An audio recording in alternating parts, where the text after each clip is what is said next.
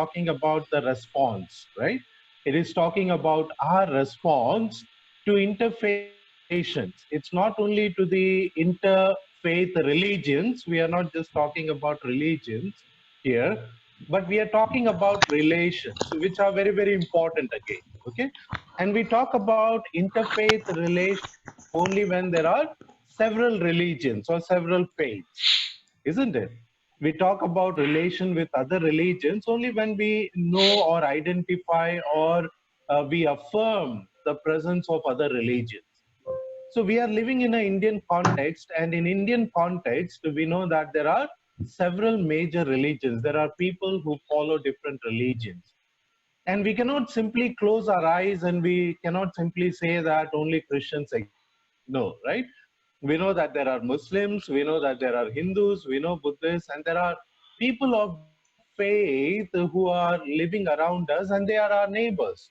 And every day we encounter them, right? You agree with me? Every day we encounter people of other faith. So whether you like it or not, God has placed us in this religiously pluralistic context. Okay, I want you to keep this thing in mind because we'll be talking about this context again and again, right? So God has placed us in religiously pluralistic context, and whether we like it or not, because most of the time we think that we wish we are born in a Christian country. We are born in, somewhere like, Jerusalem, or we are born in America, or we are born, because for many people, America is the promised land. Hmm? Just like for Israelites, Canaan was a promised land. In the same way, for many Christians, they want to reach America someday. Yeah, and they make all the efforts to go there and settle down in America and all, right? Because somewhere we have this notion in our mind that these are some of the Christian countries, and we also feel, we pray, most of us, we pray that India becomes a Christian nation. One day, India becomes a Christian nation. So deep down in our heart, this desire is there. But we should always understand that as there are many religions, there is a growing context, religiously pluralistic context that is growing in all the countries.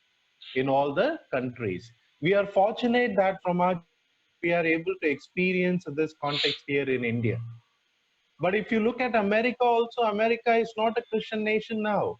There are a lot of Hindus there, right? There are a lot of Muslims there. There are a lot of those people who are there in all these countries. So all the countries, all the nations are experiencing religiously pluralistic context, religiously pluralistic context.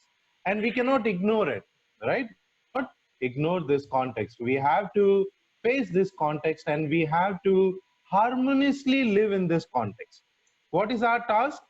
Our task is how we can coexist, how people of different faith can live together. In what way? Harmoniously. We have to live together harmoniously. That should be our task in a religiously pluralistic context. Okay. So the objective of this subject that we are going to study together is to make all of you aware of the challenges of religious pluralism in the world in general. We all need to become aware of the challenges of religious pluralism, religious pluralism, okay, in the world in general. Secondly, we want to be introduced to different attitudes. So what is the context? Context is important. We need to be aware of the context, religiously pluralistic context. What are the challenges that are there in this context? Secondly, what are the different attitudes advocated by Christians towards people of other faith? Responses, like in the title we have Christian responses. So attitude, what kind of attitude in the past, in the past, when we talk about the past, we go right back to the scripture itself, in the Bible. In the Bible, how Jesus responded to people of other faith. In the Bible, how the apostles responded to the people of other faith. Then we look at the early church, right? How church responded to the people of other faith. Then we have ecumenical councils, our history of Christianity. How many of you have studied history of Christianity? We all have done some introduction, right? Good. Yeah. So I can see some hands going up. So we all have done the study of history of Christianity, ecumenical movements, right? We have done some reading of ecumenical councils, ecumenical movement, and how these councils have responded to people of other faith. What do they say? Whether we should love them, whether we should interact with them, whether we should have the dialogue with people of other faith, or we should just ignore the people of other faith. So we learn the history of Christianity. How are the responses of Christians to interfaith relations, right? And in the present context, what kind of approach we are having to the people of other faith. We all need to discern that. We all need to think about that individually, right? We are talking about as Christians generally, we talk about church generally, but individually also we need to think about it. As an individual, I'm called to serve the Lord. God has given me the calling. All of you are here with a purpose. It is not by accident that we are sitting here this morning, early in the morning, getting up. We all have families. We all have other work to do, but we have left all that and we are sitting here with a purpose. The purpose is to learn how to be good witnesses of Lord Jesus Christ in this world, in our workplaces, in our society, in our neighborhood, right? So it is that is our purpose, right? And how best we can be the witnesses of Lord Jesus Christ. So it is in the present context. Individually, we all have to think about this religiously pluralistic context. And finally, to encourage all of us to re-examine our understanding of other religions. We need to re-examine our understanding of other religions in relation to Christianity. We all understand, we all have some knowledge about other religions, okay? But let me tell you this, that, most of the time, the knowledge or understanding of other religions that we is very, very partial and very biased. We are filled with prejudice. We are filled with prejudice. It is not only we, but people of the faith are also filled with prejudice when they act, when they show their attitude towards us, when they relate with us. They already have this conception about us, right? Some people of other faith, they have some conception about Christians. And the moment they hear that you are a Christian, comes to their mind that, oh, he is this kind of person. So we all have some bias, we all have some prejudice, and we need to change that, our attitude towards people of other faith. So let us begin with these topics. We will begin with looking at the phenomenon of religious pluralism. What is religious pluralism all about? Or why we are talking about plurality? Okay. So what is religious plurality? Plurality means many, right? Plurality means many. So we are talking about religious plurality means many religions. Okay, many religions. So religious plurality expresses the simple fact that there are many religions existing together. Religious plurality expresses the simple fact that there are many religions existing together.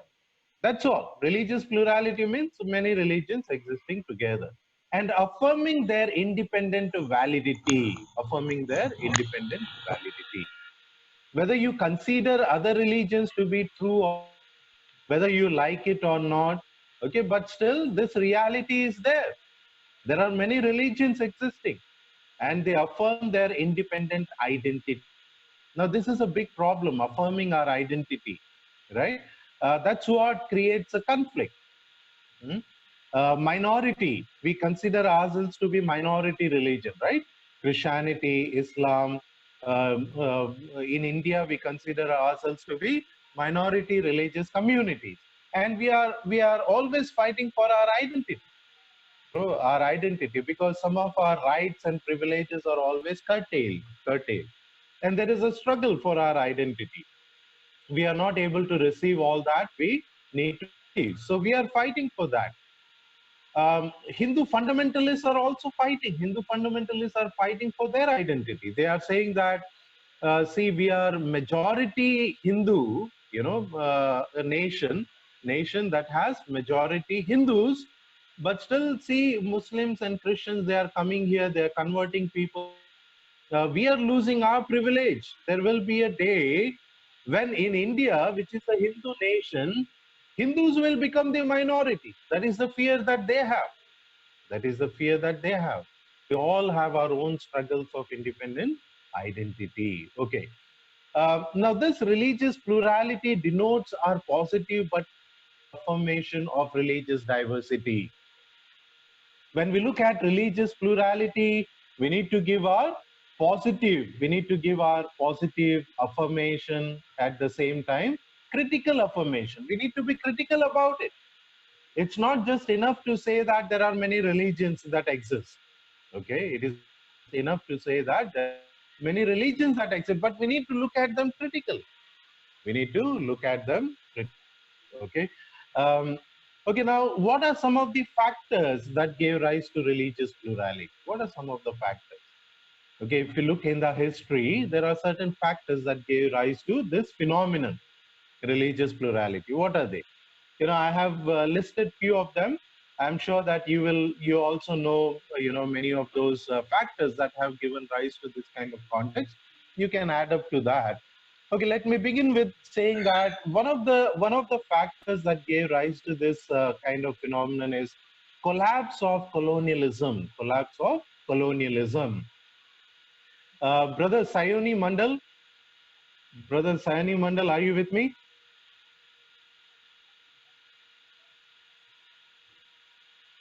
Can you hear me?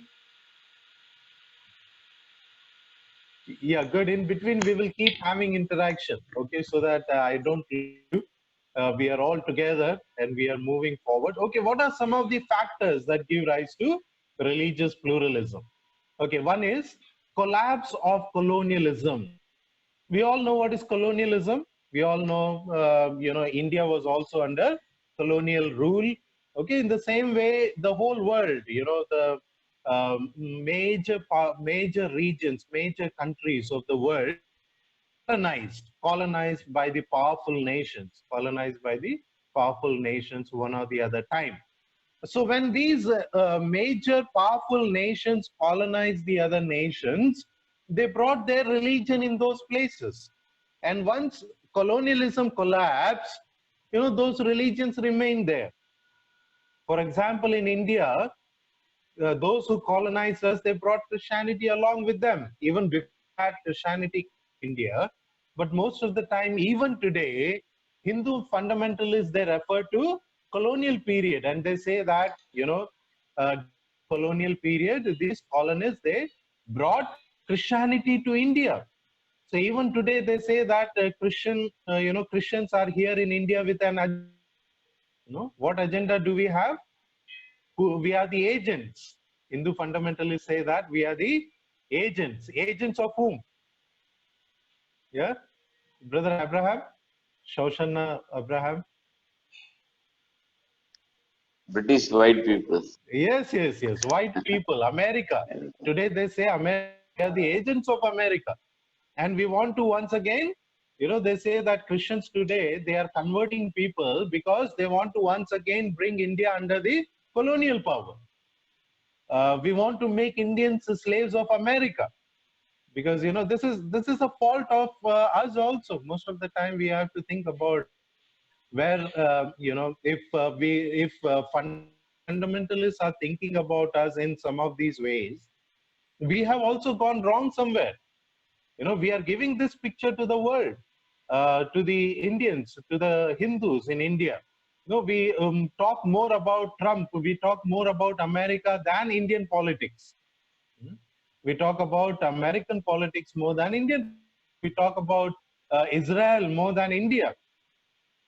Christians who are regularly praying for Israel, Jerusalem, Israel, and all that, right? But we are Indians. We are citizens of India. We need to pray for India. We need to talk about India. We need to, contribute towards a nation building, right? So then we will also have that kind of respect, that people of other faith. Okay, so collapse of colonialism is one of the factors of religious pluralism. Secondly, technological revolution. Technological revolution reduced the whole world to a global village. Today, when we talk about the world, we talk about world as a global village. The world has become so small. You can reach from here. I'm sitting in my house, but I'm able to interact with all of you, isn't it? You are able to see me. I'm able to see you. Your relatives in America, with a just a click of a button, we can reach them. We can talk to them. We can find out what they are doing, how they are, and all that, right? So technological revolution has reduced the distance and made people travel to different places, and because of which, again, people have gone to different places and settled down, and they are practicing their religions. Religious plurality, it has contributed towards religious plurality. Okay, then resurgence of world religion. Resurgence of world religions. That is another factor of religious pluralism. Okay, because there are world religions, that's why religious plurality is there. Okay, then explosion of knowledge in various fields. Explosion of knowledge, growing knowledge in various fields, right? And people want to study religion, no matter in what field they are doing their studies or research. They want to know what religions also talks about it. When we talk about ethics, when we talk about anthropology, when we talk about any other department, religion is very much part of it. Philosophy, psychology, religion plays a very important role. So people want to know what religion says, and that's how religious plurality has emerged. Okay, then recognition of positive values in non-Christian religions. Recognition of positive values in non-Christian religions. Okay, most of the time we had been thinking that Christianity is only the true religion, but Vatican II and then World Council of Churches, some of these ecumenical councils that took place, they started taking non-Christian religion seriously. They said we need to identify the positive values in other religions. Other religions also have something positive in them. Have you heard about World Parliament of Religions? Hmm? I'm sure that most of us have heard about World Parliament of Religions, 1893 in Chicago. No, this big World Parliament, first time. This is considered to be the first time that representatives from different world religions had come together for the first time. That's why it was called as World Parliament of Religions, World Parliament of Religions. And that's why Swami Vivekananda became very famous. No? Swami Vivekananda became very famous. Swami Vivekananda represented Hinduism, represented India, and he gave a lecture, he gave a talk, and that talk became very, very famous. Even today, people talk about it. They remember Swami Vivekananda because of his talk there in World Parliament of Religions. He was very, very young at the time. Most of the representatives at the time were much older than him, but the moment he started talking, everyone were mesmerized by his talk. So you should listen to his lecture. It is there in YouTube and all that. What kind of talk he gave? So like that, recognition of positive values. That was the time when Christians were thinking that we need to see the positive values that are there in other religions, and they started gathering people and talking to them and all that. Demand of the independent countries to work together is another factor. Independent countries working together and cooperating with one another. Today, if you go to European countries, there are a lot of Hindus there working, IT sector and all that. They are there, and these nations, they need such kind of people. So Hindus are going there and settling down, and they are becoming a big population in other nations today. So independent countries working together and cooperating together has also given rise to a religious pluralistic context. Okay, now let us look at some of the issues, some of the things that are related to religious pluralism, some of the concerns that are related to the phenomenon of religious pluralism. Okay, let me begin with the problem of fundamentalism and communalism. There are three major concerns that we have when we talk about religious plurality. religious fundamentalism is one of the major concerns. We have been talking about it. We will come to it again and again. Religious fundamentalism. What do you mean by fundamentalism? Okay, let me interact a little bit because my voice is being, no one should dominate, right? Okay, can I ask Renuka Devi, any idea what is fundamentalism?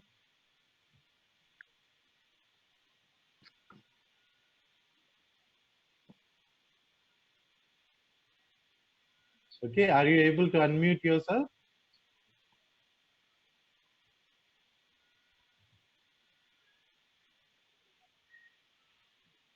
Okay, we will come back to you. I think you're not able to unmute yourself. David Selvaraj, yes. Brother, can you unmute? Yeah, please.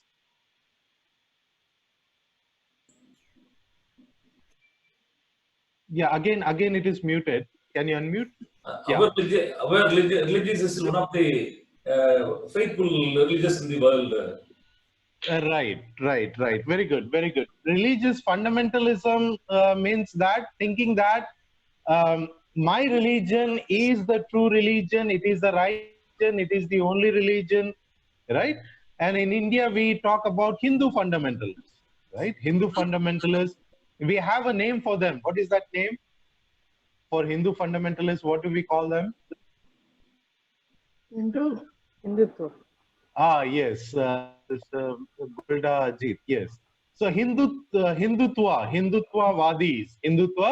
Vadi.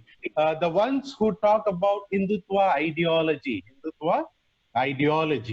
Brother Rajesh, will you tell me what is this Hindutva ideology? Hindutva means, I'm Tamil, sir. Hindutva means the other languages, no. The No to faith, other is languages. only faith. Only faith, no languages. Huh? Yeah. Okay. Anyone else wants to add to that? Eric, Yes. Anyone else? yeah. Yeah, Brother Rajesh, you are saying something? Yes, sir. This Hindutva means it's our religion is a faith, sir. Only faith. Faith, okay. Anybody else? Jayanti, Sister Jayanti, you want to say something about Hindutva? We hear this word Hindutva in our day-to-day life, right? Every day we are hearing this word Hindutva. Some people, they promote Hindutva. Yes. Sister. All Indians are Hindus.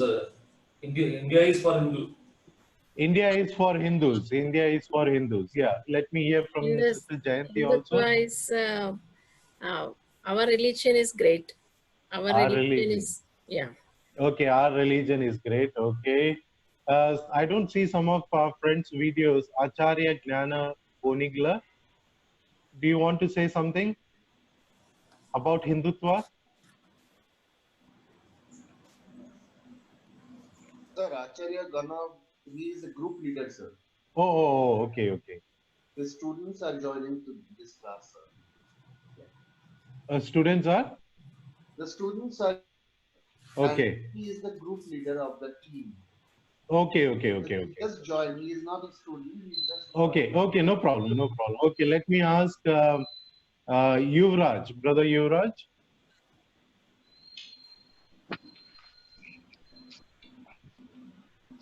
Can you unmute yourself, Brother Yuvraj? You have to unmute yourself. இங்கிலீஷ்ல தெரியாதடா எனக்கு தேசியவாதம் இங்கிலீஷ்ல என்னது national Yes. Okay, let me come back. Okay. So when we talk about Hindutva, we call it as Hindu nationalism, Hindu fundamentalism. Okay, Hindutva talks about one religion, one culture, one language. One religion, one culture, one language. Okay, so that is what they're trying to promote. They are saying that if you want to be in India, you have to follow one religion. And that religion is Hindu religion. Okay, so there is only one culture, that is Hindu culture. There's only one language, that is Hindi. Hindi is the language you have to speak, right? So that's why they will go and attack the people of other faith, and they would say that, say Vande Mataram, say Jai Sri Ram, no? And if you don't say, they will beat you up. They are doing this with Muslims. You know, they are not all Hindus. Again, we have to differentiate between Hindutva and Hinduism. Hindutva is an ideology, and Hinduism is the religion. Hinduism is a religion. Not all Hindus are Hindutvavadi, right? Hindutvavadis, Hindu fundamentalists are a small group of people, Majority of Hindus are secular. Majority of Hindus promote religious plurality. Majority of Hindus, they love other religious people, right? So, but this small group of people, fundamentalists, and it is not just there in Hinduism. There's another false notion we have that only Hindus are fundamentalists, only Hindus are fundamentalists. Let me tell you that Christian fundamentalists. Fundamentalism is there in Christianity also. And basically the word fundamentalism or fundamentalism began in Christianity. Fundamentalism is usually, against modernity, liberal, when in the American context, when liberalism, modernization began, there was a small group of American Protestants who objected this modernity, who objected liberalism. And that's where the word fundamentalism was coined. That's when the word fundamentalism was coined. So first Christians were called as fundamentalists. Okay, you will always see that fundamentalists are against modernity, against modern feelings, modernity, and secularism, and those kind of things. Fundamentalism is part of almost all the religions. Okay, so we need to keep that thing in mind. It is part of almost all the religions. Fundamentalism talks about separatism. Okay, separatism. Fundamentalism says that we are different, you are different. So it promotes separatism. Exclusivism. Fundamentalism talks about exclusivism. Exclusivism means we are better, and we are exclusive, we are different. So that is exclusivism. Then extremism. See, fundamentalism is not a problem. What do you mean by fundamentalism? Fundamentalism means holding on to the fundamentals of our faith. Is there anything wrong in holding on to the fundamentals of our faith? Yeah? Is there anything wrong? If I'm holding on to the fundamentals of my faith, is there anything wrong? No, right? There is nothing wrong in that. But it becomes a problem when it takes the shape of extremism, and when we force this kind of ideology on others. There's nothing wrong in you believing that my faith is better than other faith, my religion is good religion, I want to practice this religion only. There's nothing wrong in that, to feel that way. But when you impose that kind of feeling on others, when you force it on others, that's where the problem is. That is extremism. That becomes terrorism. Okay? So fundamentalism becomes terrorism and extremism when you force your ideology, your thinking, this thing on somebody else. So that's where it becomes a problem. Okay, so fundamentalism is, drawing the boundaries and, feeling that we are the elect, we are the chosen ones. Fundamentalism brings that kind of feeling that we are the elect, we are the chosen ones, we are separated for a cause. And fundamentalists look at the whole world into, they divide the whole world into two, good and evil. And they look at everything from the point of view of good and evil. So we are good, others are evil. We are right, or wrong.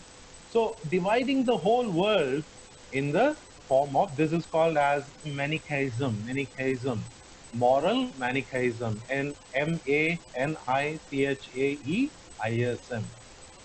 So this is a kind of feeling where you divide the whole world into good and evil. And that is what these people do. Okay, let us come back to Hindu fundamentalism. We were talking about Hindu fundamentalism. Hindu fundamentalism began with, we usually talk about RSS, Rashtriya Swayamsevak Sangh. We all know about RSS and all that. RSS was it emerged in 1925. RSS emerged in 1925. And RSS is a kind of parent body of Sangh Parivar. Sangh Parivar. Today we talk about Sangh Parivar. We talk about a family of Sanghis. Themselves are Sanghis. And who all are there in that? We have RSS, we have Bajrang Dal, we have BJP, and we have VHP, Vishwa Hindu Parishad, and all these people together, we call them as Sangh Parivar, Sangh Parivar. And RSS is the parent body. RSS is the parent body of this Sangh Parivar, the family of Sangh.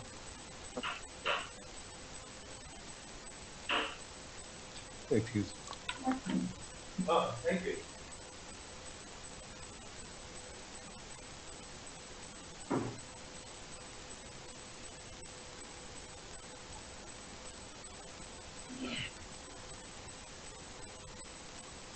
Okay, there was some grocery that has come early in the morning. They have brought it. We are doing online purchasing these days, right? So the things have come. Okay, I'm sorry. Now there won't be this disturbance. Okay. So RSS was born in 1925, and they wanted Hindu representation. And RSS emerged as a group or a foundation as a reaction to something else. At the time, there was another body founded by Muslims, and RSS was a counter to that body. Which was that other body? Anyone? Let's see if you know a little bit of history and all that. It's not a very difficult question. We all know there was some Muslim representation, Muslim body that was representing Muslims. Which was that body at that time? The early 20s? 1908 it was founded. Anyone? Jihad. Yes, brother Dave. Jihad. Jihad concept, but jihad is not a body, right? There was a body that was founded at the time to represent Muslims and the voice of Muslims. Anyone? Muslim League, right? Muslim League? Indian Muslim League? Yeah, Indian Muslim League, which was also considered to be responsible for partition of India and all that, right? So Muslim League at the time was founded by Muslims, and it was gaining popularity and all. And so RSS felt that slowly Muslims will dominate and they will take over. So we also need to found an organization which will be more conservative and all. And so they founded RSS at that time. And RSS draws most of its principles from Arya Samaj. Have you all heard about Arya Samaj? Yeah? Samaj is one of the reform movements in Hinduism. Brahma Samaj, Arya Samaj, and other things. Okay, move on. Let us move on. Okay, so this is fundamentalism. Second concept that we see when we talk about religious plurality is politicization of religion. Politicization of religion. How many of you have heard this term? Politicization of religion. Anyone having the idea about politicization of religion? Yeah? Jonathan, brother Jonathan, Rajan. BJP, politician. Okay, politicization of religion. What is the meaning of politicization of religion? Okay, BJP is doing it, but what is the meaning of politicization? Okay, is this, who is this? Who said just now, sister? Okay, Hindutva. Okay, good. Hindutva, you said Hindutva. Yeah, politicization of religion. In the sentence, in this term itself, there are two words: politics and religion. Politics and religion. Politicization of religion simply means mixing politics and religion. Mixing politics and religion. Is there anything wrong in mixing politics and religion? BJP is doing this. But BJP is not the only one that is mixing politics and religion. From the very beginning in Indian context, we could not separate religion. Religion and politics was mixed from the very beginning. Other people have also done it. Mahatma Gandhi has also done it. Gandhi has mixed religion and politics. He developed the political ideology. Mahatma Gandhi developed the political teachings out of religion. Out of religion. We consider Mahatma Gandhi to be a Neo-Vedantin, right? He was he talked about some of the teachings that Mahatma Gandhi gave: Sarvodaya, Satyagraha, Ahimsa, Swadeshi. All these things that Mahatma Gandhi talked about, he derived it from Hindu religion. From Hindu religion. Ahimsa, he talked about Ahimsa, coming from Hindu religion. So, religion and politics have been mixed from the very beginning. Then what is the problem? Why we are not very happy with BJP? Why we always say that BJP is creating a problem of religion? They bring religion into politics. What is the problem with politicization of religion? Language. Yes, Brother Rajesh. Language. Okay. What is the problem with mixing politics and religion? What is the problem? It creates complications between religions. It creates between religions. Okay, very good. Okay. Forcing something is not acceptable to other people. It what is that? Forcing. That is it forces. the fundamental forcing. Okay, it forces something that is not acceptable to other people. It forces something that is not acceptable to other people. Yeah, Brother Abraham. BJP needs civil law to. Okay, it is trying to bring in. Oh, okay, very good. We are giving some of the best examples of what politicization of religion is all about. But basically, what happens here is politicization of is bringing religion to divide the people or to polarize, polarize people so that we can have the power and domination over others, so that we can have the power. So religion is used as a weapon in the struggle of power and domination. That is politicization of religion. Politicization of religion is use religion as a weapon, using religion as a weapon. When elections come, suddenly Babri Masjid or Ram Mandir issue comes up. This is politicization of religion. Okay. Religion, using religion as a weapon so that we can have the power and domination. Right? So that is what is politicization of religion. Religion is used for political goals. Religion is used for political goals. Political goals assume primacy over religious doctrines. Here people are not concerned about religion. They are more concerned about political power. And they are using religion for that goal, for that end. Okay? Now, sister said a very beautiful thing. It is forcing on others. It is dividing. It is polarizing.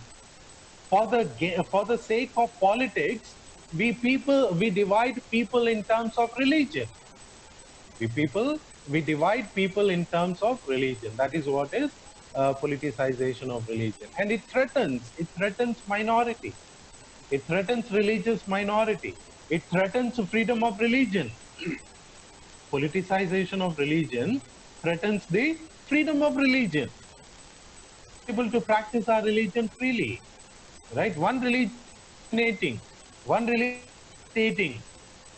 The Prime Minister, he comes and he says that the whole nation needs to practice yoga. And we have the International Yoga Day, right? Today, it is compulsory for us.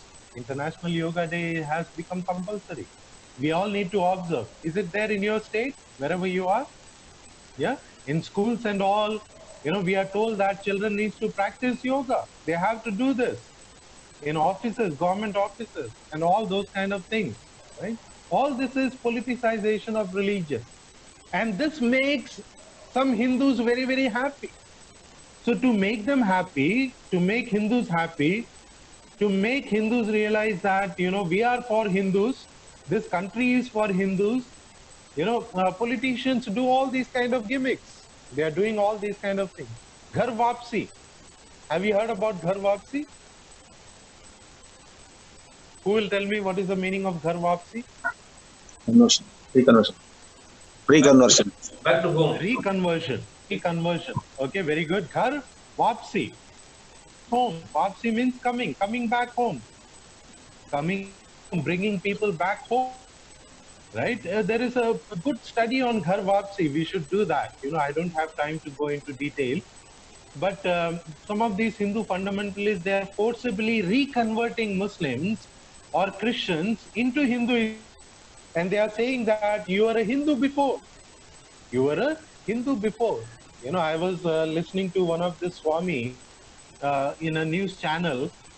This Adityanath. Swami, this Yogi Adityanath. I was just listening to him, and somebody asked this question to him, and he said that why you are forcing people to come back to Hinduism. So he was saying that think about why you don't have a concern towards Muslims and all that. So his answer was that you are not a Muslim, first of all. You are a Hindu. All of you are Hindus. All those who are in India are Hindus. So you should have that kind of Hindu feeling within you because you are Hindus. And you are converted to other religion, but basically you are a Hindu. That's what he was saying. So you have to come back to Hinduism, Ghar Vapsi. Lynching. You know about lynching, right? Last couple of years, a lot of Muslims and other people were killed. Cow lynching, we call it as cow vigilantism or cow lynching. In the name of cow, some people are being killed. Dalits are being tortured. Okay, some secular thinkers are killed. Hindu thinkers, but they were secular thinkers. Can you give me one example? It was there in the news where, most of these writers, poets and all, they gave back their awards back to the government, and they said, we want these awards because you are killing some of the secular thinkers. Kulburji, who was a thinker, was killed. So these are some of the examples of politicization of religion. Okay. Another concept that is related to religious pluralism is secular character of secular character. We need to protect the secular character. When we talk about religious pluralism, it is important that we talk about secularism. Now, first we need to understand what is secularism. What is secular? Where do we find this word in the Constitution of India? Is there a word secular in the Constitution of India? Where is it? Who will tell me where is it? Yeah, Sister Jayanti is saying something. No? You don't want to say? Your mic got on, so I thought you want to say. Secularism means we can follow any religion. Any religion. Interest. Yes. Any religion of interest. Secularism in India basically means that giving respect to all religions. One religion is a dominant religion. No one religion is a state religion. So all religions in India should be given equal importance or equal respect. That is what the meaning of secularism in India is. But in the Constitution of India, in the preamble itself, in the preamble of our Constitution, the word secular is there. The word secular is there. There is a controversy over it. Who will tell me what is the controversy over this term in the preamble of the Constitution? What is the controversy?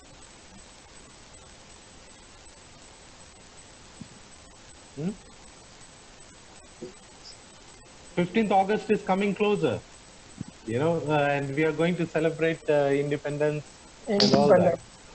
Yeah. What is the controversy over the word secular in the preamble of our Constitution? Yeah, Brother Rajesh, you want to say something? Jananayakam. Huh? What is that? What is the controversy? What is the problem with? Independent. Yes, secular word. I am talking about secular word. The word secular is the preamble of our Constitution, but BJP doesn't like it. And recently we have seen, not recently, after BJP came to power, since that time, BJP is saying that we need to remove this word secular from the preamble of our Constitution. Why they are saying that? What is their reason?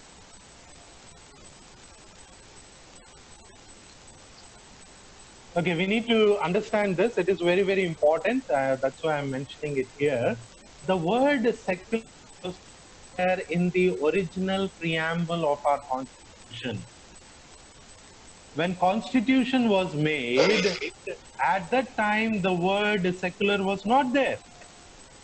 The word secular was added in 1976. The word secular was added in 1976 in the 42nd Amendment. 42nd Amendment was made at the time, and with this amendment, the word secular was added in the preamble, because at that time leaders felt that it is important that we add this word, because that is the spirit of India, and we need to add this word in the preamble.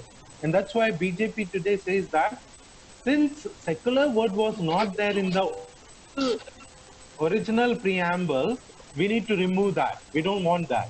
In the year, like the word secular. In the year 1976. Thank you. 1976.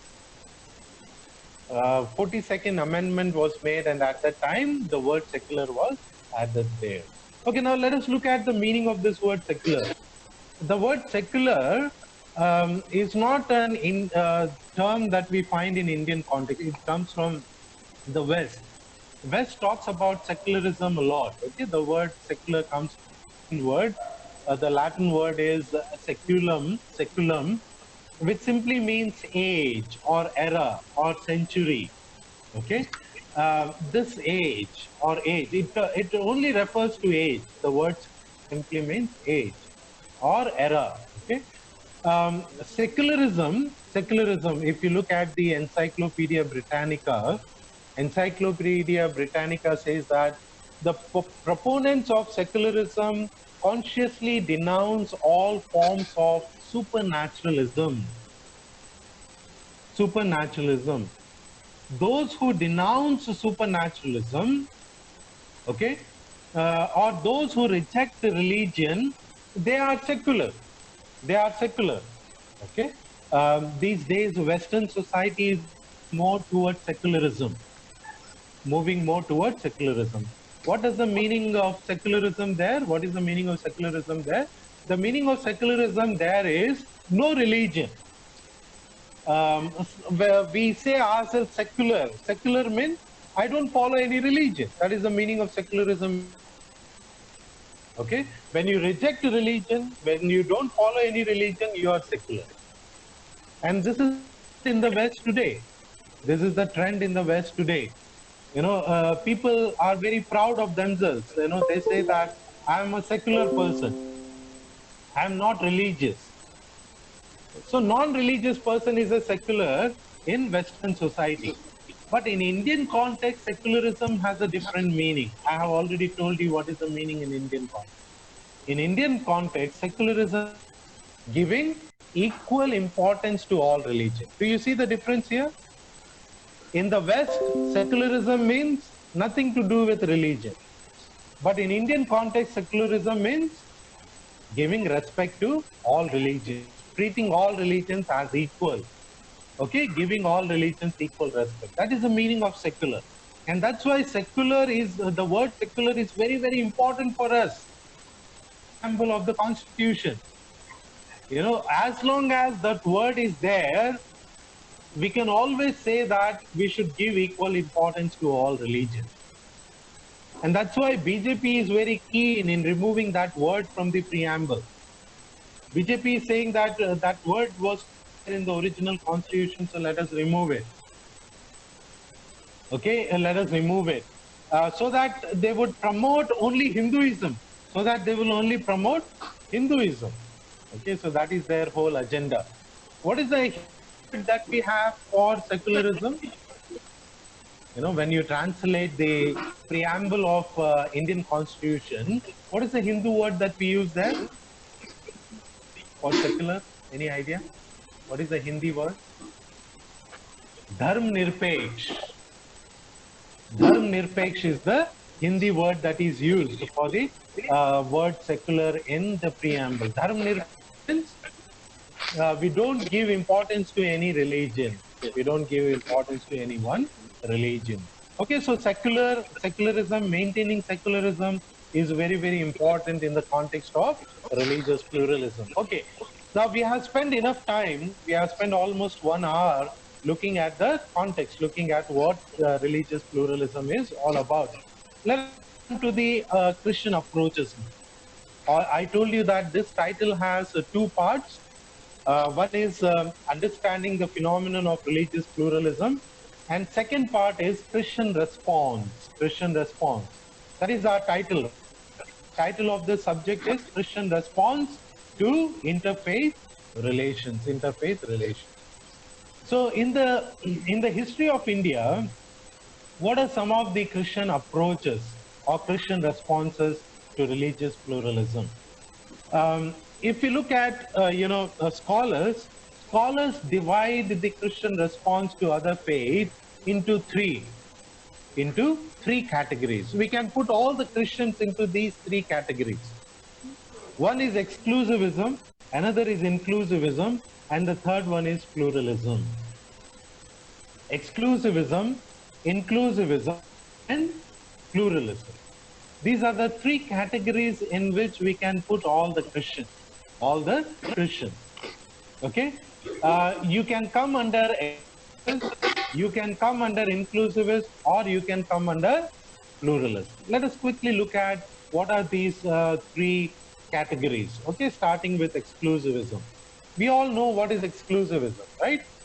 Exclusivism, we just talked about it. We talked about fundamentalism, and fundamentalists are exclusivists. What do you mean by exclusivism? Exclusivism means our, just now what we spoke, our religion is great, and Yes. our God is great. Yes. We are different. Yeah, thank you. Yeah, that is what exclusivism is all about. Exclusivism means only Christianity is a true and good religion, and all the other religions are false and evil. There's nothing good in them. Okay, this is the idea that exclusivists carry. What is the idea exclusivists carry? Let me also hear from Brother Sayoni Mandal. Brother Sayoni Mandal, what do you understand by exclusivism? What do exclusivists say? Brother Sayoni, can you hear me? You have to unmute yourself. Unmute your mic.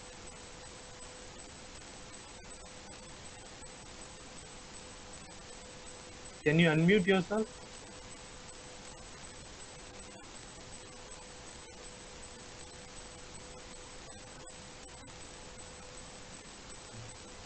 Okay, he's getting ready. Okay. So let me ask someone else meanwhile. Okay.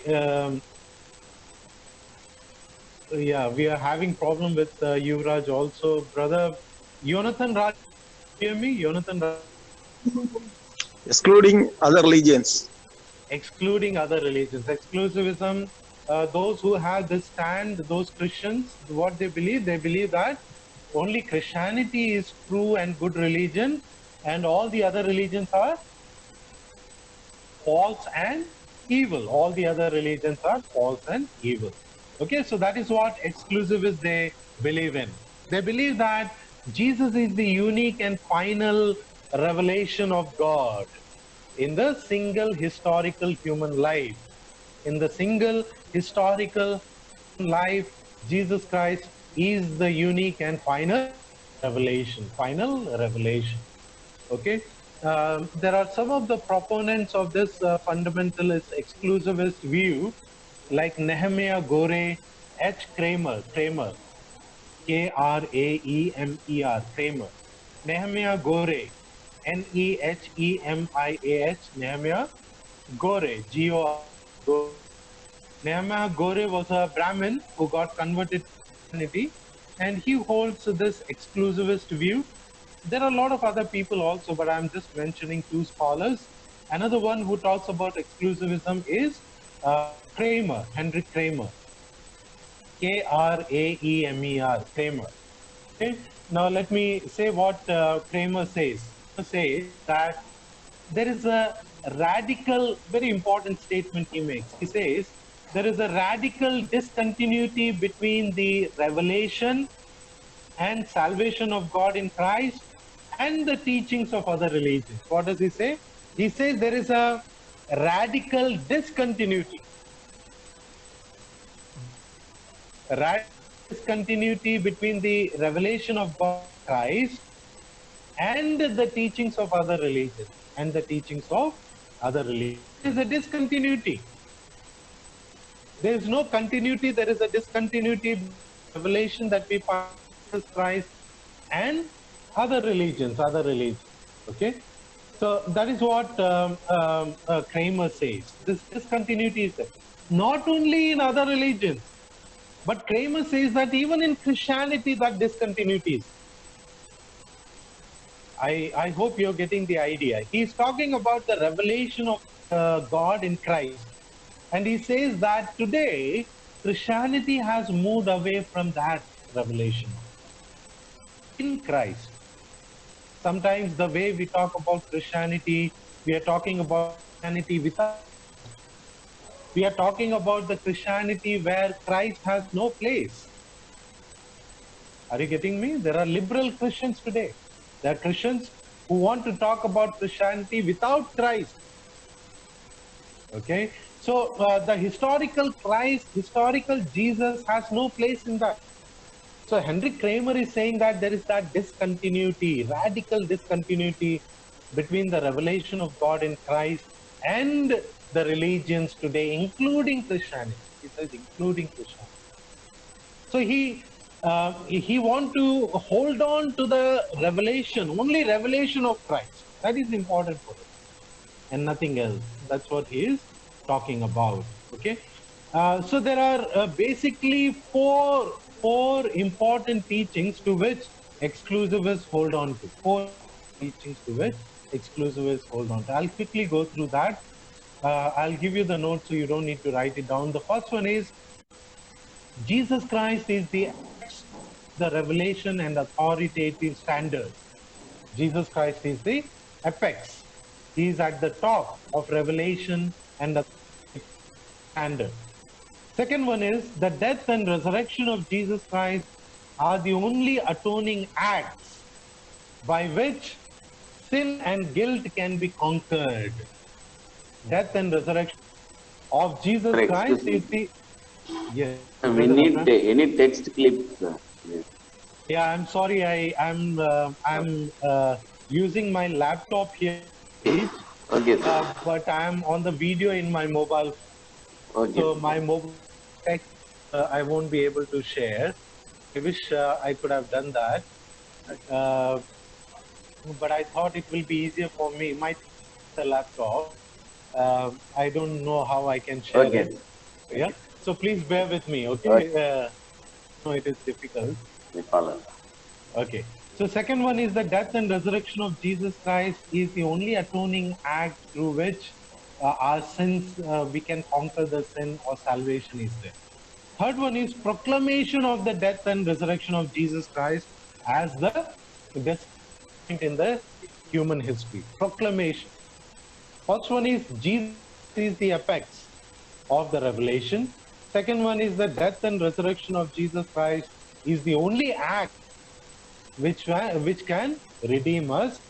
The third one is proclaiming it,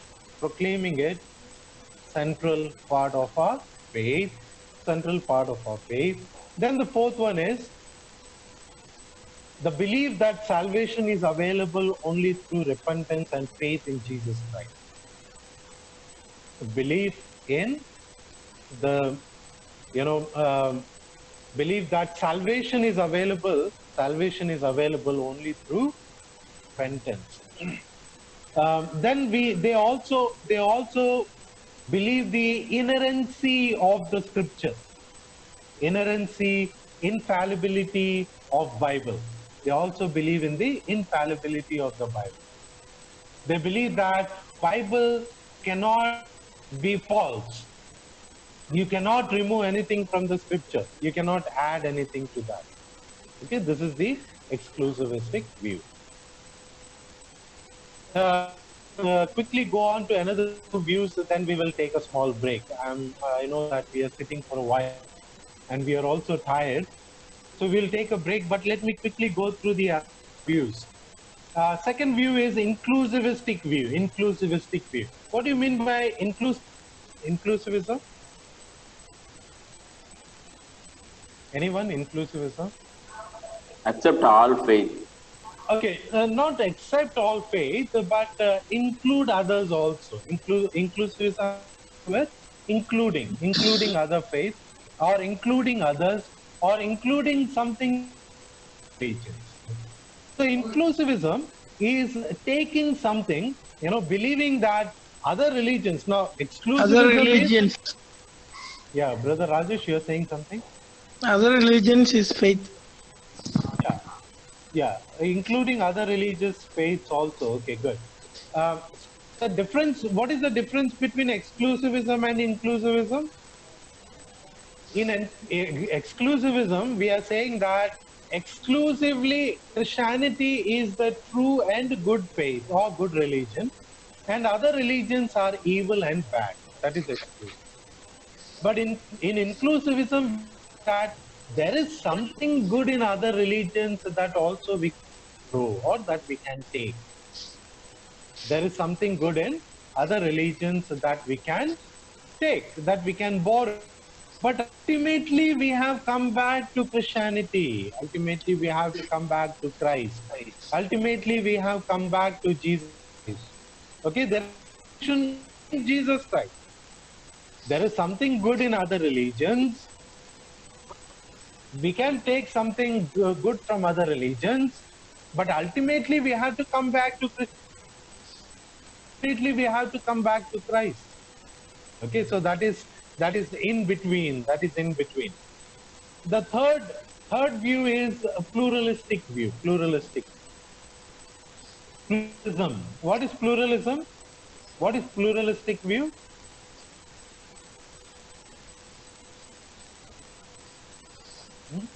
Anyone? What is pluralism? Plural means many we have already seen. So pluralism means all religions are true. It is not just that all religions are good, but all religions are true, and in all religions people can find salvation. Okay, in other religions also you can find salvation. You can find salvation in other religions also. So you see the difference between these three views. Exclusivism, you have salvation only in Christianity. Only Christianity is the true religion. All the other religions are false. Okay. Inclusivism means there is something good in other religions. We can include that also, but we need to come back to Christianity. We need to come back to Christ. Pluralism means you don't need to really come back to Christianity. All religions are good. All religions have salvation in them, and you can follow religion, all religion. Okay. So according to pluralists, then what is our mission? What is our goal? What is our goal then? What is our mission then? If all, when we talk about mission, Christian mission, we usually say that we have to share people, we have to bring people to Christ.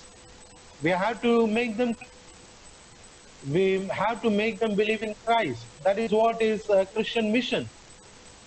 What would be Christian mission according to pluralists? Salvation. Yeah, is there. Salvation is a mission for everyone. But we are saying pluralism, we are saying that you can find salvation in your own religion. You can find religion. You can be a Hindu, and in Islam you can find the salvation. You can be a Muslim, you can find salvation there. You don't need to. So what is the mission then? How can we talk about those terms? Witnessed life. Sorry?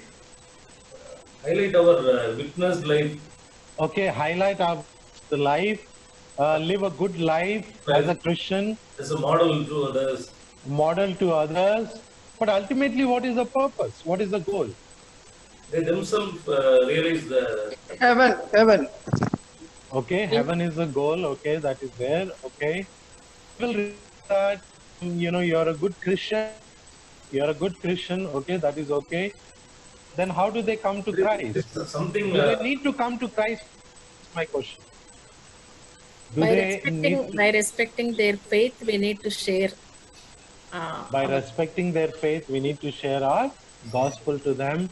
Okay. So some of these pluralists, they say that, they can find Christ in their own religion. We don't need to bring them to Christianity.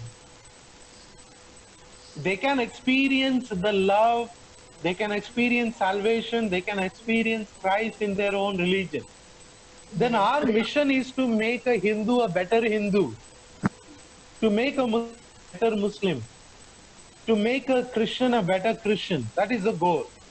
So pluralists always talk about, a mountain. Okay, a mountain.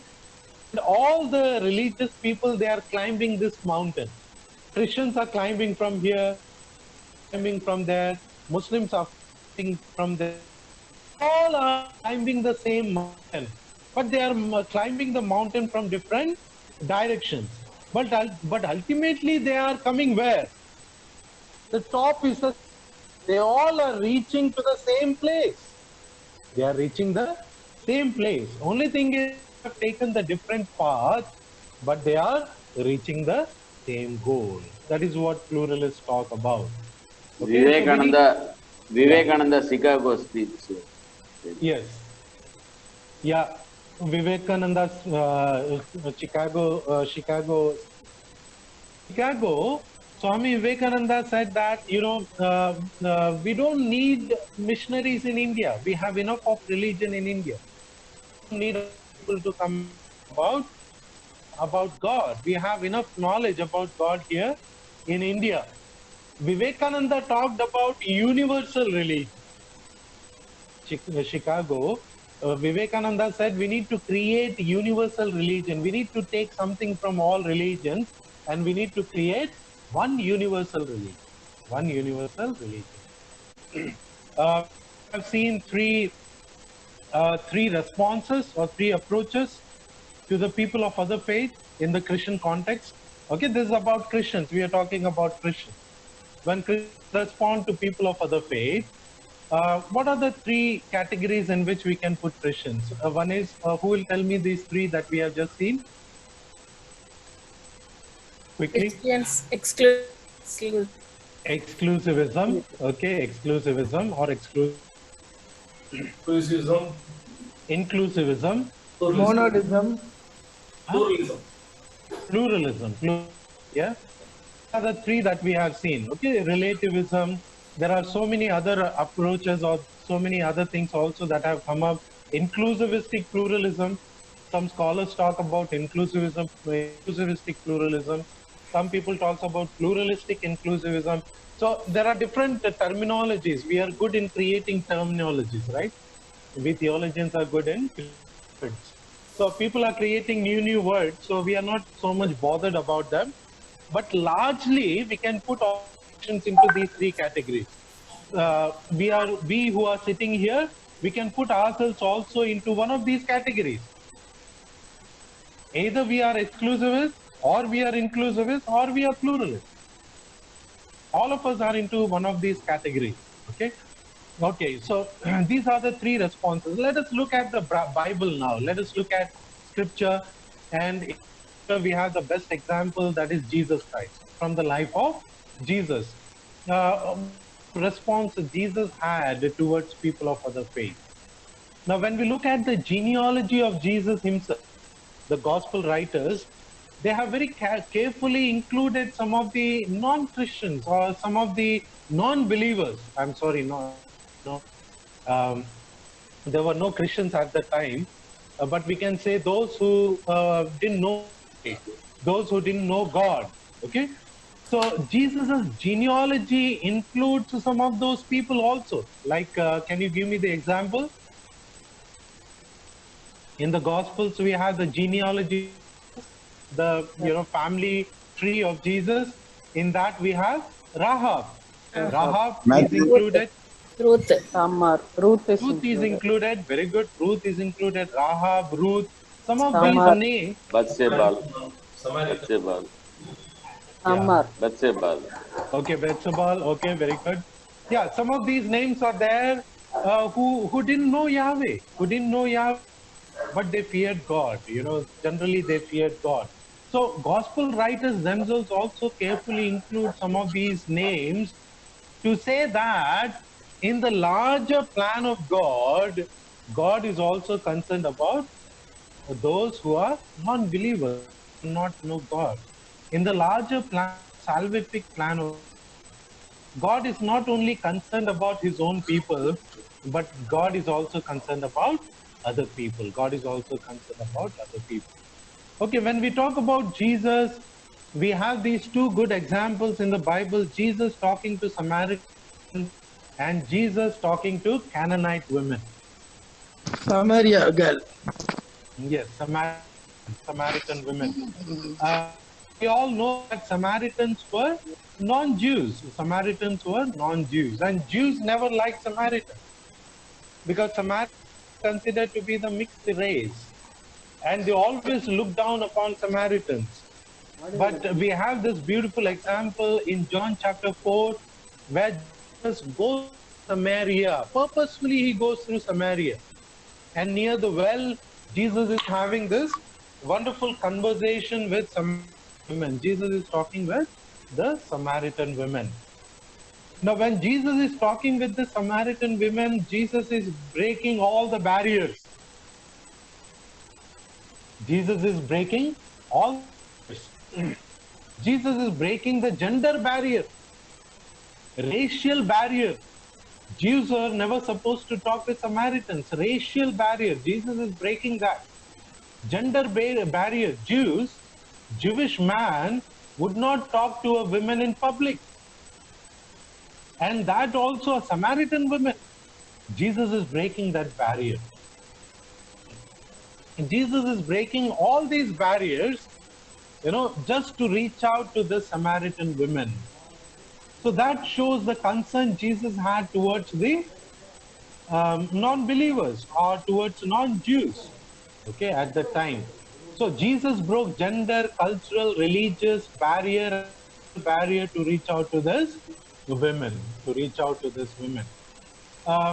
Now, very interestingly, I have to go into this conversation in detail because of lack of time. But when Jesus is talking to her, Jesus is telling her about a new understanding of God. She's saying that you worship God in these mountains, worship God in other places, but Jesus is saying that God is one. Jesus is talking about universal God. Jesus is talking about universal God, and he is moving beyond the barriers of Jews and Samaritans. Jesus is saying that, she was, you Jews, you worship this mountain in the temple here and there. But Jesus is telling her that God is not confined to temples. He is not confined to mountains. God is a spirit, and you should worship God in spirit and truth. Spirit and truth. So universal God. Jesus is giving the teaching of the universal God. Okay, I'll not go into detail. Move on to Canaanite women. Where do we find the story? Matthew chapter 15, verses 20, 28. Right? A Canaanite woman comes to Jesus, and she says that she's asking Jesus to do a miracle, to do a healing. And Jesus says that I have come for the children of God. And, this food needs to be eaten by the children of God, and it should not be thrown before what? Before the dog. So, before the dog. So Jesus is referring this woman as a dog. Because, at the time, Jews had this popular belief that, Samaritan, Canaanites and others, and, women, they are like dogs. They are like animals. Only Jews are pure race. So Jesus is challenging this woman. Jesus is having a very tough kind of conversation with this woman. And Jesus is testing her faith. Right? He's not literally saying that you are a dog, but he is testing her faith. Yeah? Brother Rajesh, you want to say something? No, sir. Okay. So, now you see this women, very interesting, we need to learn from this women. Now this women breaking all barriers. In the story where we saw Jesus and Samaritan women, there Jesus was breaking the barrier to reach out to Samaritan women. But here this Canaanite woman is breaking all barriers to reach out to Jesus, to come to Jesus. She's here presented as a social critic to her own traditional beliefs. As the role of women in the public. She is becoming a social critic to that. She's breaking that barrier. She's coming in public, reaching out to a Jewish person. She's breaking all the barriers.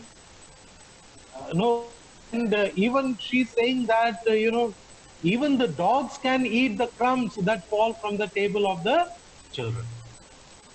So she's giving the example of that beautiful, example that even non-Jews can also receive the blessings of God. She's telling Jesus this thing. She's widening the mission of Jesus. Jesus is saying that come, children of God. I have come for the Jews. I have not come for you. But now she is broadening the mission of Jesus by saying that, no. You have come for the children of God, but even non-Jews can also receive some blessing, crumbs that fall from the table of, also receive some blessings. How beautiful it is, right? So she is showing that kind of faith. She is reading the mission of Jesus, reinterpreting the mission of Jesus. She is broadening the mission of Jesus. So these are some beautiful conversations of Jesus with people of other faith. Now let us move on to Paul, Apostle Paul. Apostle Paul, or Acts of the Apostle, the book, the book Acts of the Apostle is a beautiful example for us to see how God reached out to the people of other faith, how people of other faith also had some contribution in the mission of God, some contribution in the mission of God. Before we go to Paul, let us look at Peter. In Peter, we had this beautiful story in Acts chapter 10, where we have the story of Cornelius, Cornelius, and Peter seeing a vision in Acts chapter 10, a beautiful vision, which transformed Peter completely, right? What is the vision that Peter saw there? Anyone? Darishanam. Jerusalem? No, not Jerusalem. What is the Peter saw there in Acts chapter 10? Vision is Full. three people. He saw all ugly creatures. Okay, let's hear from Golda Ajit. Yes. So He Golda. saw in the vision that lot of animals which were treated clean in the Old Testament. Exactly, yes. All together it is coming down, and God is telling Peter, eat this food, and he was considering it to be unclean, right? 3 times God said, eat this food, right? God was very, very important there. And what was that important thing? Yeah. Yes, what God made clean is clean. Nothing is unclean. Yes, whatever God has created, we should not treat that as unclean. So actually, God is teaching Peter, wants Peter to learn that non-believers are not to be treated as unclean. We have to reach out to them. No, just before Peter saw this vision, Cornelius saw the vision. Acts chapter 10, first few verses, you will see there that Cornelius is seeing the vision first, and then God is showing the vision to Peter. What a beautiful thing here. Yes, sir. God is first showing the vision to Cornelius, who is a non-Jew, who is a non-believer. God is reaching out to him first, and then to Peter, who is a believer. So God gives importance to non-believers also.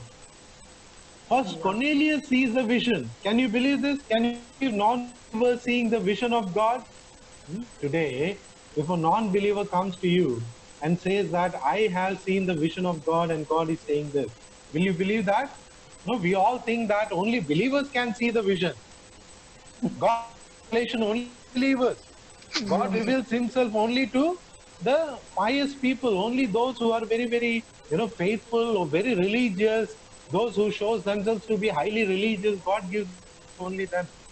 And they come and they say that I saw this vision, I saw that vision. Brother Sayoni Mandal is too distracted. Yeah.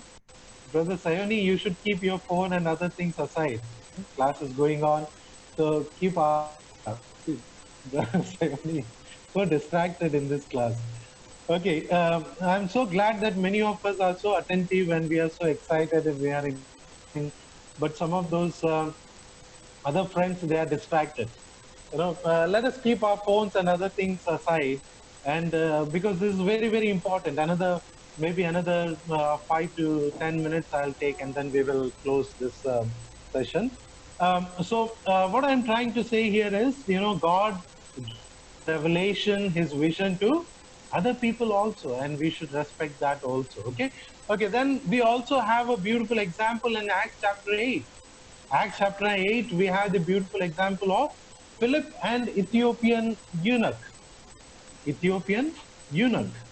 Very beautiful example we have there. Ethiopian eunuch. Eunuchs have no place in the temple. Eunuchs have no place in the temple. Eunuchs were treated as untouchables. Today, if we talk about, they were treated like that.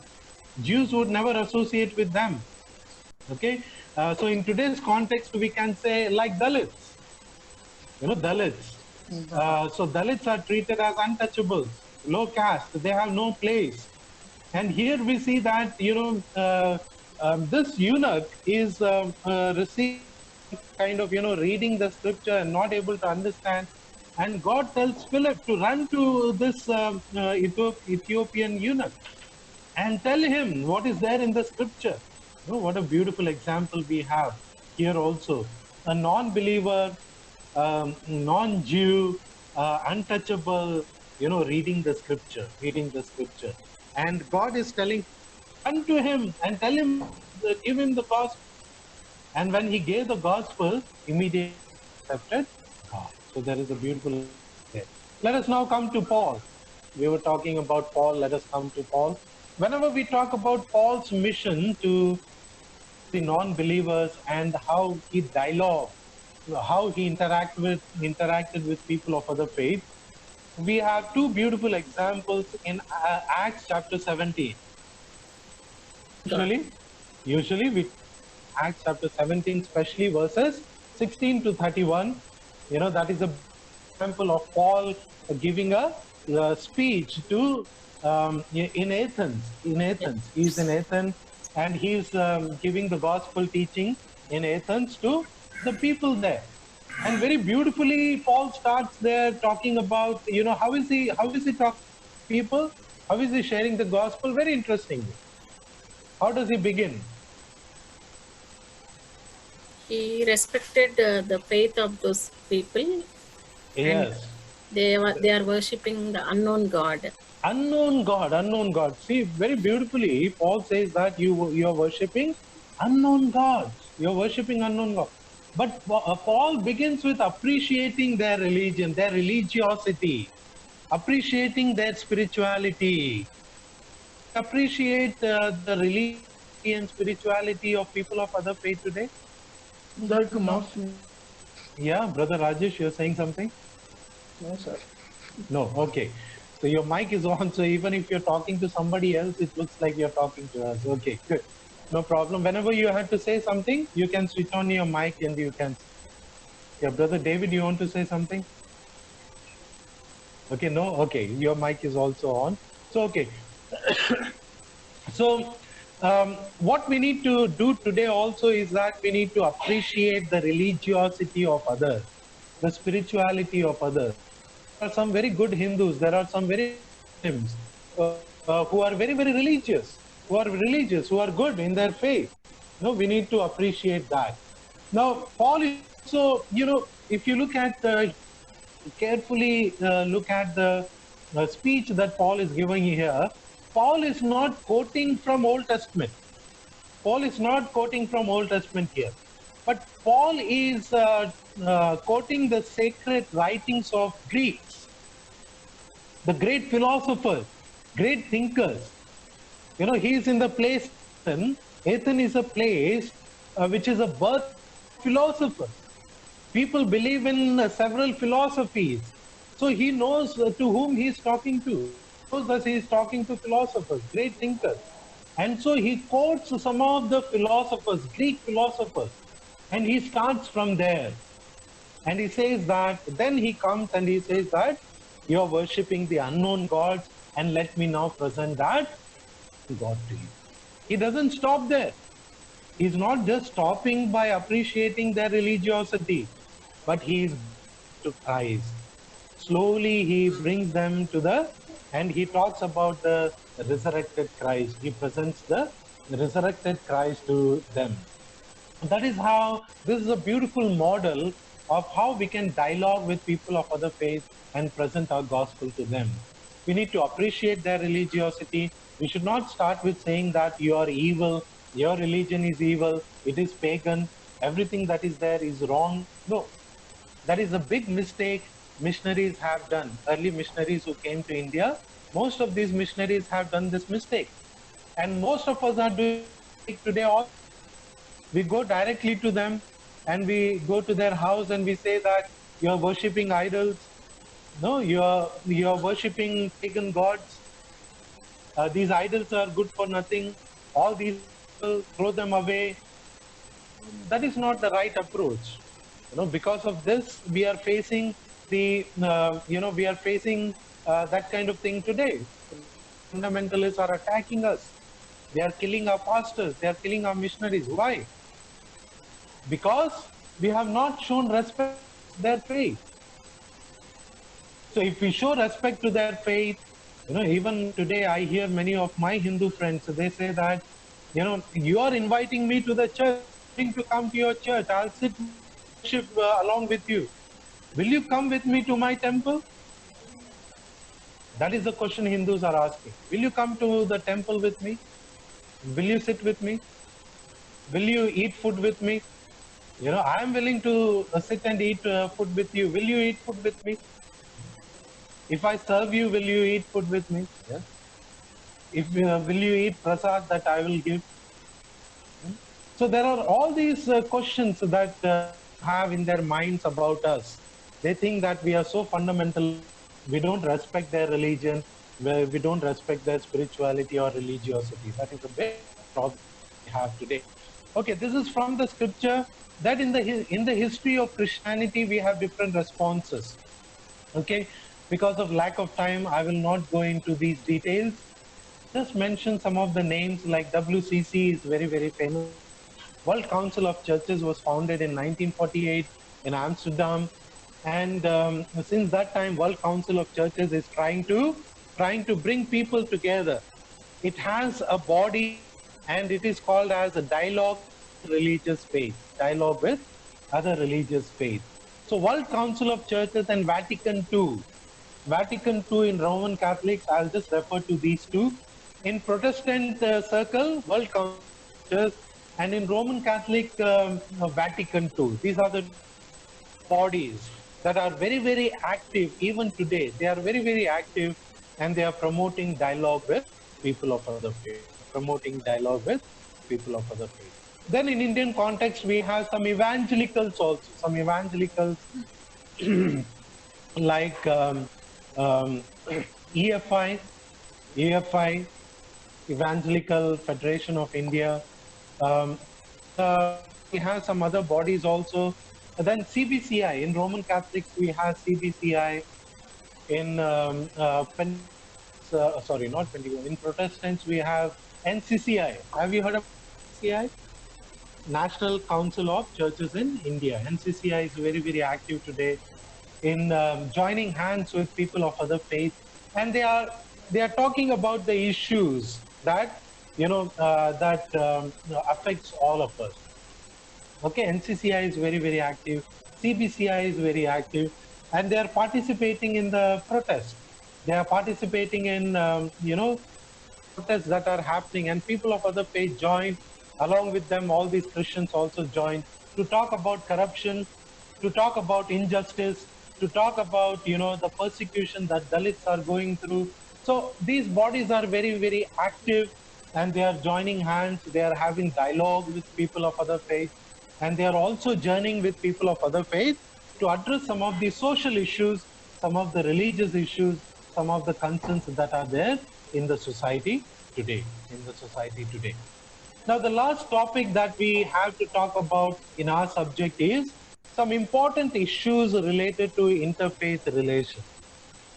Some important issues related with interfaith relations.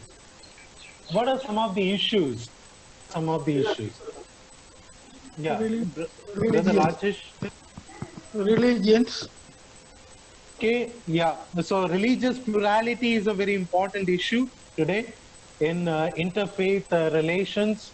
We need to promote religious plurality and the whole concept of God. How to understand the concept of God in a religiously plural?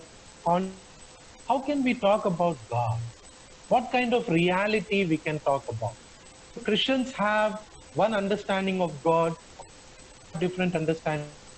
Muslims have different understanding of God. How can we comprehensively talk about the reality or understanding of God? That is a big issue. We all need to think about that. What kind of, I will not go into detail, but I'm just referring to some of these issues which we need to individually think about it. What kind of you want to present in a religiously pluralistic context? Second one is understanding of uniqueness of Jesus Christ. How we can talk about uniqueness of Jesus Christ in a religiously pluralistic context? We cannot deny the uniqueness of Jesus. We have to talk about the uniqueness of Jesus. There are different avatars. We have Krishna, Vishnu, and all these avatars are there. Then how is Jesus a different kind of avatar? How Jesus is different kind of incarnation? What is unique in Jesus? Okay, so that is another issue that we need to present. Then another issue is mission and evangelism. Mission and evangelism. How do we do our mission? How do we do evangelism? In a religiously pluralist, how can we do evangelism? How to evangelize people? Is evangelism only sharing the gospel? Is evangelism only conversion, converting people? Evangelism all about? Is that mission all about? Or evangelism and mission is more than sharing the gospel? Does mission also involve nation? Does mission also involve talking about social injustice? Does mission also involve talking about environmental concerns? Or mission only to bring people to Christianity or convert people? What kind of understanding? We need to have a broader understanding of evangelism today. Okay, then how do we relate with socio-economic and political concerns? With socio-economic and political concerns. How do we relate with secular ideologies? You know, we have been talking about religions all the time, relating with people of other faiths. But how do we relate with secular ideology? There are secular ideologies. Marxists are there, right? Communists are there. Those who believe in communism, communists, socialists, secular ideologies are there. How do we relate with them? So friends, these are some of the concerns that I want to highlight. There may be other concerns also in relation to interfaith relations, but these are some of the major concerns. The main concern that we are facing today is conversion. We need to redefine conversion. So people are attacking in the name of conversion. They think that we are here only with one agenda, to convert people. You know, and people ask this question again and again. Why do you convert people? Why are you converting people? And we are being attacked because converting. And many states in India have passed anti-conversion law. Anti-conversion law has been brought in. So in this context, we need to have a new definition of conversion. What is the meaning of conversion? How to define it? How to remove this misconception from the minds of the people that conversion is not forcibly converting people to Christianity. No, that is not conversion. Conversion is the work of the Holy Spirit. It is the work of the Holy Spirit. We cannot forcibly convert anyone.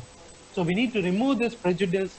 We need to remove this misconception from the minds of the people. So we need to have new approaches. We need to have new methods in mission and evangelism today.